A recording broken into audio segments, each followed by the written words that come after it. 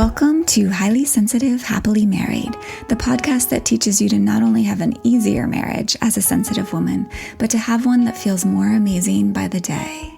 Where you'll hear relatable stories, love advice that works, and coaching on how to have a marriage where feeling upset and disconnected is a thing of the past, and where instead a sense of loving connection and even fun and lightness is the norm. I'm Hannah Brooks, highly sensitive person, love expert, and marriage coach, and I'm so happy to be on this journey with you. Hello, and I am so excited to share what I'm going to share with you today. I have actually been alluding to it and speaking to it directly here and there over the last number of weeks, but I wanted to spend an entire episode today diving into this idea of being who you want to be. Now, I want to warn you, as you may have experienced in other episodes, sometimes what I share can be triggering to some people. I want to offer you that this is always coming from love for you and wanting you to have exactly what you want, right? The love that you want, the happiness that you want and deserve in your life. So, and I also like to think sometimes being triggered a little bit actually is a really good thing because it gets us looking, right? If we can use that emotion that might come up and be like, or like the resistance that we feel to something someone is saying, to actually be a signal that there's some excavating inside of ourselves to do, right? There's some things in ourselves that we could look at and inspect and decide if it's like it's working for us or not. Being willing to really look at what's triggering you can be a beautiful way to realize that you have an immense more potential and growth there for yourself that will actually, when you look at that part of you, will actually lead you into being able to have way more of what you want in your life. And in this case, on this podcast, if anything that I say is triggering to you, it's always in loving service to you, to help you remove and move past the things that are keeping you from having the love that you want in your life. All right. So what I hear sometimes from women is that I'm tired of trying, right? I'm tired of putting in so much work in this marriage.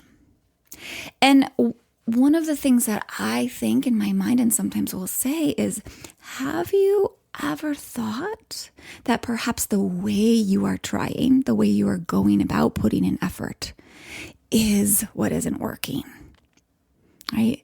Not that the marriage or your husband is like well beyond repair, right? But it's just that the way that you've been putting in effort hasn't been the way that actually leads to success, that leads to the love that you're wanting to experience in your marriage, right? So what if it could be a lot easier and a lot more rewarding and joyful? What if there was a way to put effort in that was way easier and more rewarding? And my great news for you today is, of course, there is, right? So most often, what I see is women, and I, of course, like the reason I'm even here to talk to you and help you today is because I was this person in my past, right? Who was really focusing on what our partner is doing or isn't doing. Like the focus oftentimes ends up being in our husband, right? Versus on ourselves, right? And that I'll get into more, oftentimes doesn't work so well or never works so well. So the better way, the much more effective way is to switch our focus away from our partner and back to ourselves. In other words, it's about becoming who we most want to be ourselves, right? Because the thing is, again, we tend to be, not everybody, but most of us in our marriages tend to be more focused on changing our partner than on changing ourselves, changing the way our partner does things or shows up, instead of changing the way we do things and show up. Changing the way our partner thinks and feels, instead of changing how we think and feel, right? The interesting thing that I find as I work with women is this is not just for women, right? I think this is a human thing. We can kind of seriously overlook where we are not being our best selves, where we are not showing up in great ways ourselves, where we are not being the models of love that we want our partner to be, right? There's an element of hypocriticalness, is that the right word, in this, right? We want him to be certain ways. We want him to grow and change and do all the things, right? But we aren't doing that ourselves fully, right? And this actually really doesn't work, right?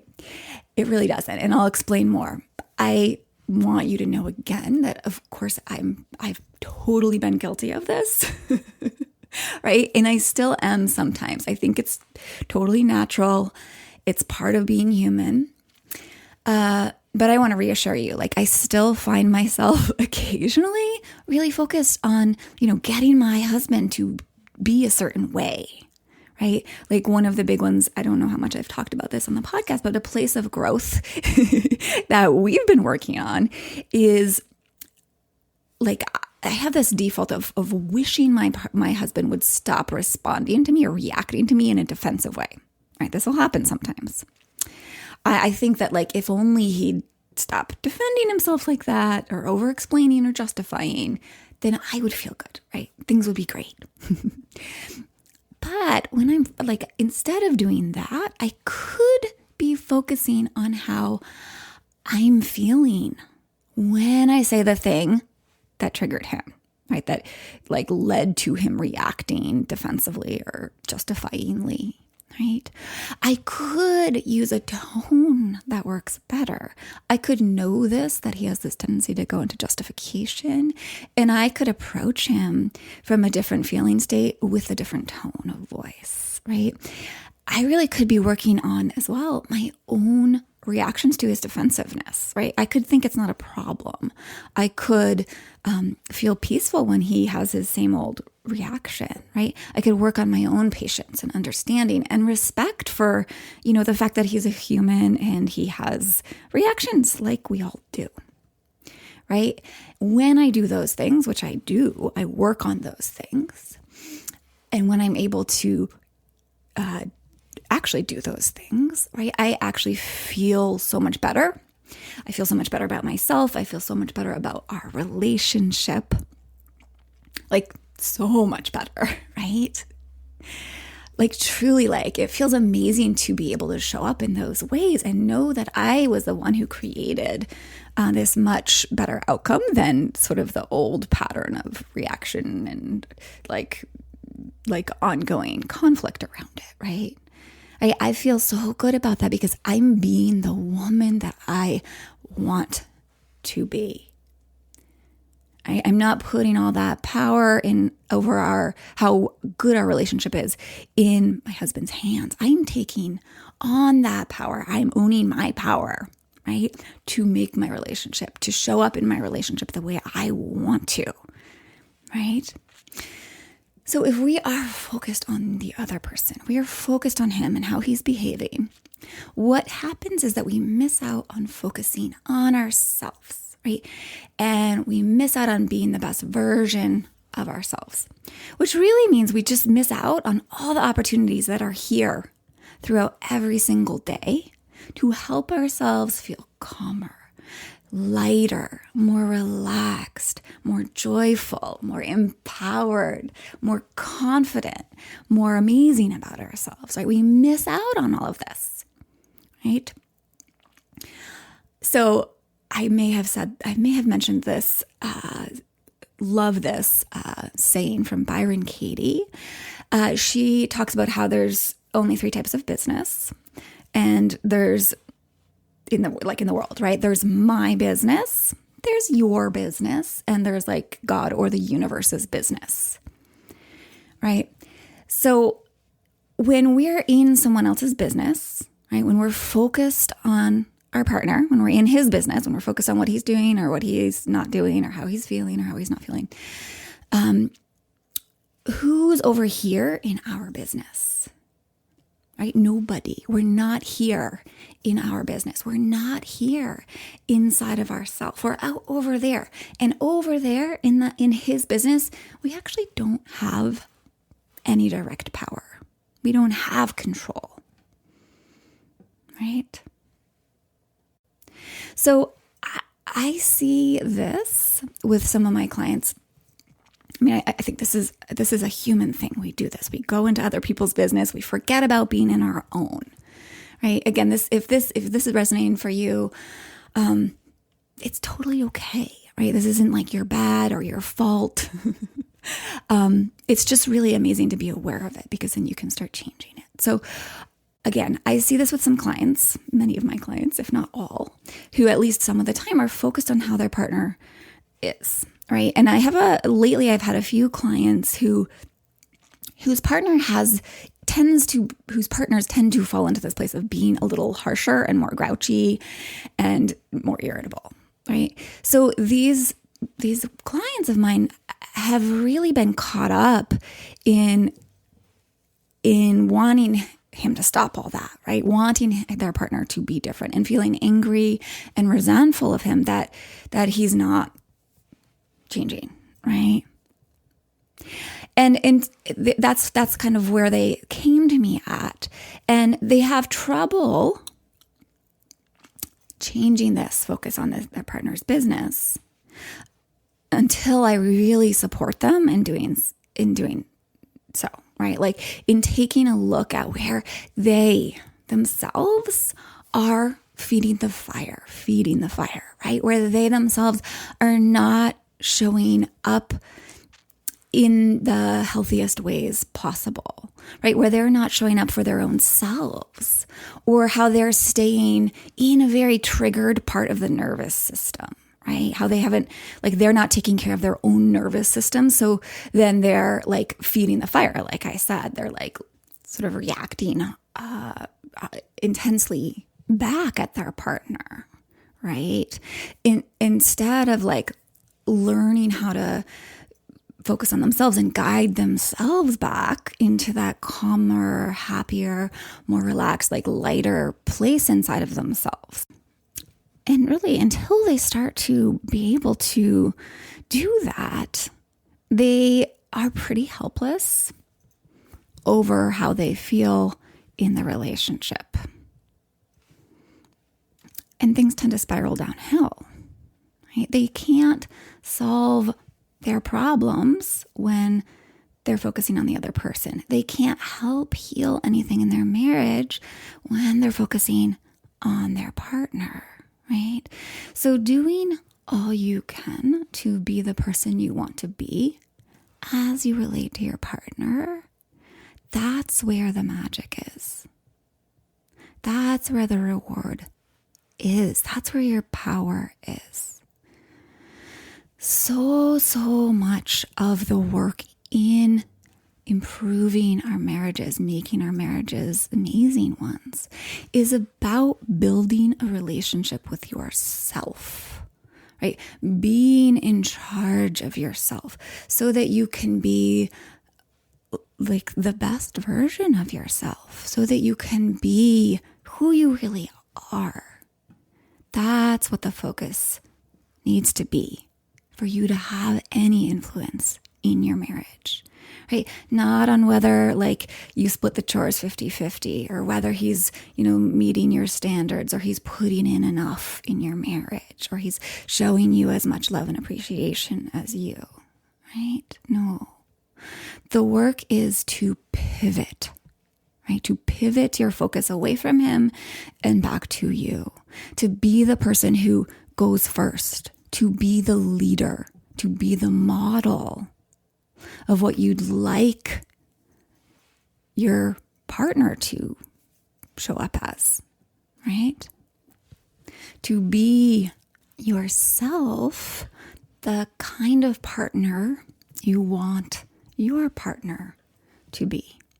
This is integrity, right? And when you do this, you will feel so good about yourself, right? When you've mastered like being the best partner, the kind of partner you would like to be married to, you not only feel amazing about yourself and so solid in your skin and happy and like just so sure and confident in yourself, but you also have so much more positive influence. You affect your partner so much more positively, right? You inspire him and invite his good parts out too, right? Because you're not triggering all his negative aspects all the time.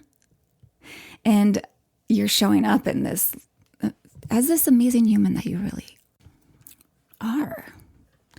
And this like really frees the relationship up to feel more free, less burdened by the weight of expectation and dependency and need, right? It frees your partner up. It truly frees your partner up to follow your lead and evolve himself and also show up with lightness and love, right? Like we truly influence, we truly lead in our relationships. And if you want to hear more about this, to really wrap your mind around it, I think it's episode 5, Leading Lovers. It's called something like that. Highly recommended, like one of the essential episodes to listen to. Go back and check that out. So there is a saying that I really like. It's, you can't heal a relationship. You can only heal yourself.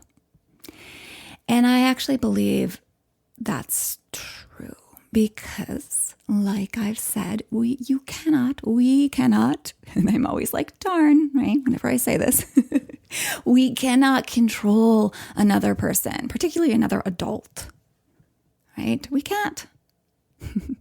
We can only control ourselves. But when we heal ourselves, when we control ourselves, right, it ripples out and begins to create, and ultimately does create, a culture of healing and love in our relationship. Right? We can't change things. You can't change things by waiting for your partner to go first, to take the initiative and change. Right? If you want him to be a great partner, become that great partner yourself first. Okay, right? That's all you have true influence over. That's where your power is. So the question then becomes, who do you want to be? If you want to be a great partner, how does that look, right? Now, I love this question, who do you want to be? You know, you can use this in all aspects of your life, right? But of course, right now, we're just going to ask this question, like, who do I want to be in my marriage, right? Who's this amazing woman that I want to show up as? We have to have a clear vision of this person, right? This woman you want to be, in order to become her. Now, a fun way to think about this is this woman that you want to be is your future self, right? Because you are going to be in the process of becoming her on purpose, right? I also like to think of this woman we want to be, this partner we want to be, as the real you. So episode 24, it's called like, do you have to earn love, or are you already lovable, or something like that.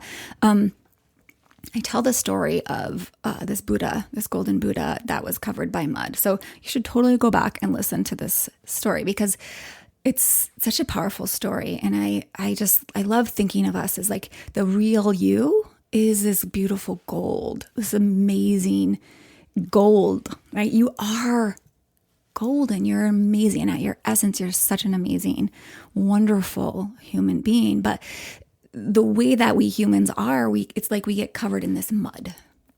And the mud is like the stuff that the kind of like more challenging aspects of our personalities and our reactions and the ways that we show up, right? So as you're learning to become the woman you want to be, it's really like almost just like shedding the mud, like shedding off the layers of mud and living as this golden self, right? So to live your life as this woman you want to be, you really just wash off those layers and you get to work to really live from this gold, right? So I want to give you some questions right now. You know how I love offering you questions. Questions are so powerful. They open our mind and get us really like working on something like at the layer of like our consciousness and more of our unconscious. So we get a lot of power by asking questions, right? So I'm going to offer you a set of questions to help you form a vision of who you really want to be in your marriage. Right? So a really big kind of generalized overview question you can ask. And again, I always advise that you write these questions down and journal on them. That's how we really get some juicy answers. So here's the first question. What would this woman that you want to be, what would she think, feel, say, and do, right, in her marriage? So I'm going to help you break that down more specifically. And certainly I'm not giving you all the possible questions you could ask. You could ask so many questions to kind of form this vision and paint this picture of who you want to be in your marriage. But I'm going to give you some helpful ones. All right. So here's one. How does this woman show up with her partner? How does she communicate what she wants? How does she communicate her love and show her love to her partner? How does she touch him physically, right? How does she feel when he touches her? How deeply does she trust in and feel her own amazingness? How does she navigate disagreements and disappointments in the marriage? How does she address, handling chores around the house? How does she deal with her heavier, harder emotions? And yes, this future version of you, this amazing, best version of you, she will have harder emotions too because she is human. We're not trying to escape our humanity here. We're trying to envision how to be our best human selves, right? So that does not mean, I guarantee you, you will never get to the place where you are happy 100% of the time. And that's not even something worth aspiring to because we'll just feel miserable as we fail, okay? Right? No, how do we deal with those? How does this best version of you deal with when she does have harder emotions, right? And as a hint, like she deals with those with like an incredible confidence in her capacity to handle them with love and be able to comfort and encourage herself. Yeah. Mm-hmm. And one of the most important questions here is really, what is this future version? What is this woman you want to be's predominant emotions as she moves through her day? Such a good question. So to give you a little bit of ideas about what that might look like for me and for many of my clients, we want to be light and loving. We want to feel light, right, and loving. And we want to be kind, but we also want to be self-respecting. And we want to be respectful and patient, right? And have an easy time sharing what's in our hearts and on our minds, right? In a way that our partner is able to really take in. Right? We want to feel full of confidence and playfulness and not take things overly seriously or personally, right? And we want to feel so full of love. We want to take great care of ourselves and know like when to give our partner space and when to like push a little, right? And like push them into a little bit more growth, right? And how to do that from a place of love and service for him and our marriage, right? We want to feel alive and we want to be able to enjoy our family and our partner so much, right? We want to be able to take in the love that he gives us and see the love that he's showing in his own unique way and really feel it deeply in us, right? And we want his touch, right? And we want to relish his touch and the way that he loves us, right? And so much more, but that's just a taste. So really, you get to decide for yourself who you want to be, right? To paint that clear picture for yourself. And know, of course, that it can evolve and get clearer over time, and it will, right? As you become more and more of her, other like subtle adjustments and refinements to that vision will come, right? And then once you have this clear picture, you just get to work on becoming her, right? We are truly so adaptable as humans. We can truly grow into whoever we want to be. I mean, we're not going to become like Michael Jordan, right? Oops, I just whacked the thing here. We're not going to become like some totally different human. No, we're going to evolve into the best versions of us, right? So be clear, this isn't about rejecting who you are at all or turning yourself into someone you're not. No, right? It's becoming the best version of ourselves. And we truly are always being shaped by where we put our attention and focus and what we let into our minds and hearts and bodies, right? So we're always sculpting ourselves, whether it's intentionally or unintentionally. Right? So to become this person who you want to be, it actually just takes being intentional instead of unintentional, right? So every day, remember and remind yourself who you want to be and who you're in the process of becoming, and become that person just a little bit more. Right? By doing as she does, by feeling into how she feels, by saying what this version of you would say, right? It's kind of like almost like rehearsing, but that's how we become her. So I want to end by sharing sort of a follow-up story to one of the clients I was alluding to earlier whose partner can be kind of harsh. And she went from really like this total focus on what her partner was doing when she first started working with me to pretty quickly making this 180-degree pivot, right? Pivoting to focus on herself and on being who she wanted to be, right? Who I see her to be, right? And she started showing up really as this woman who she really is, this loving, respectful, but self-respecting woman. And right, like this version of herself that she is and who she really wants to be. And instead of waiting for him to change, right, and be mad at him. So she started to do that work pretty seriously. And at first her partner was like, what? Like he was just like, didn't know what to make of it, right? He was kind of thrown off because she was changing the roles in the relationship. She was disrupting the pattern. But with a little bit of consistency on her part, and after just a little bit of time, he started responding really differently. He started responding more warmly and like making lighter jokes, and started like ultimately kind of trusting that he did not need to be on edge around her anymore. And he started to open to her hugs, and he started making nice gestures for her, like buying her flowers. So this is the kind of thing I see all the time with my clients. I just wanted to use this person as an example because it's been so fun to watch lately.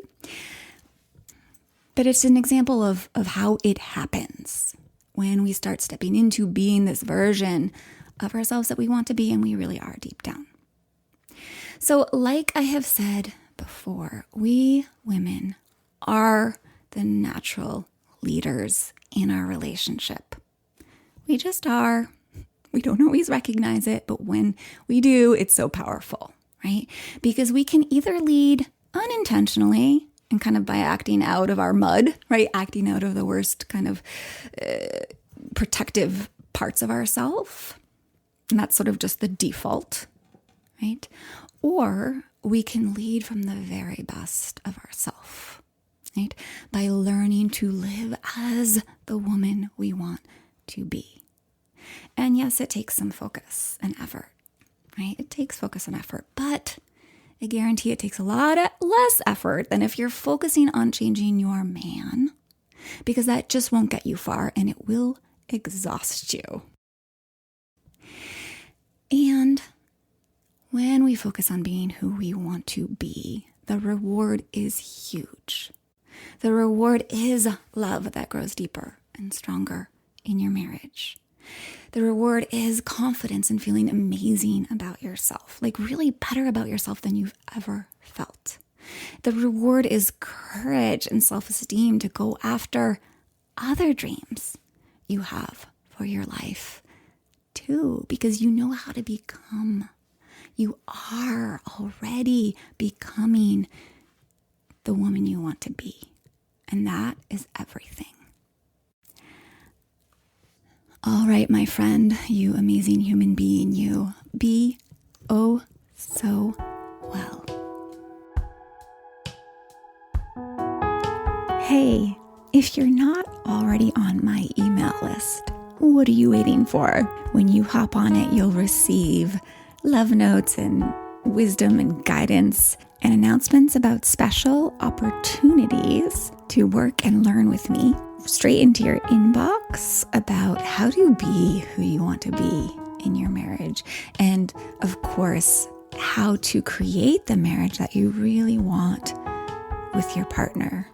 The best way to hop on my email list is to go to lifeisworthloving.com, and you'll see various places where you can grab the 7 most powerful phrases to deepen connection.